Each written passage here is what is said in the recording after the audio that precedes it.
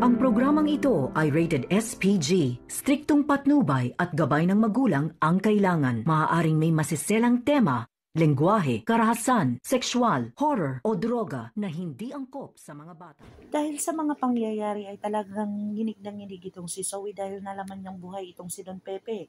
Hindi niya ito natuluyan na kung saan talagang pinagalitan siya ni Moira dahil sa katangahan na naman niya na ginawa niya na hindi niya ito tinuluyan.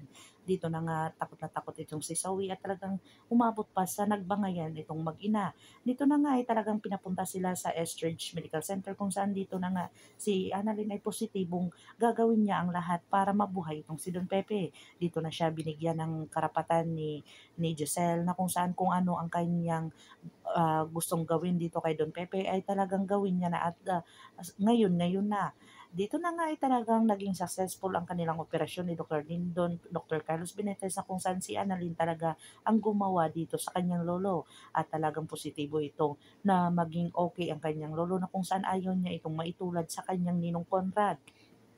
Dito na nga prosegido si Annalyn na kung saan talagang naging successful ang kanilang operasyon at talagang tuwang-tuwa itong si Dr. RJ Tanyag at saka si Giselle. Dito na nga nagtalo ang dalawa na kung saan talagang nagbigay ito ng positive itong si Dr. Lindon at talagang binawi ito ni Dr. Carlos Benitez ng negatibo na kung saan talagang positibo itong si Annalyn na maging okay ang lahat na kung saan talagang nagbigay ng sign itong si Don Pepe na mabuhay siya at talagang makakapagsalita at masasabi niya kung sino ang may punot dulo o talagang gumawa sa kanya o nagtulak sa kanya doon.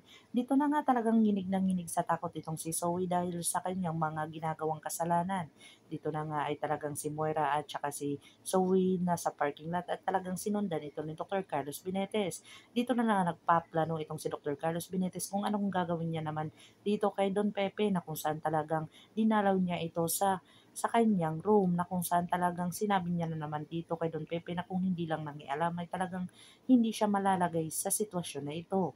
Dito na nga talagang porsigido itong si Annalyn na talagang bantayan ang kanyang lolo na kung saan talagang malalaman nila ang buong katotohanan tungkol sa mga pangyayari. Dito na nga talaga na huli itong si Moira na kung saan kinuha ito ng mga pulis para lahat na ay itatanong sa kanya. Dito na nga ikinagulat ni Moira dahil sa kinuha siya ng mga pulis na kung saan wala daw itong warrant of arrest. Pero ipinakita sa kanya na maraming ebidensya tungkol sa kanya kaya hinuli siya ng mga pulis at hindi sila nagdadalawang isip na ito ay hulihin at ikulong.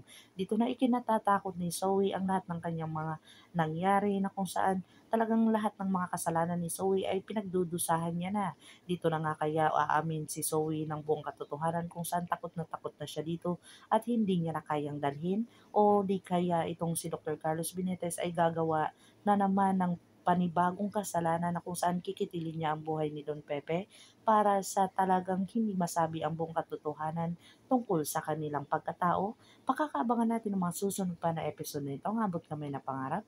If you like my story, please like, share, and subscribe para ma-update po kayo sa mga susunod pa. Yun lamang po at maraming salamat.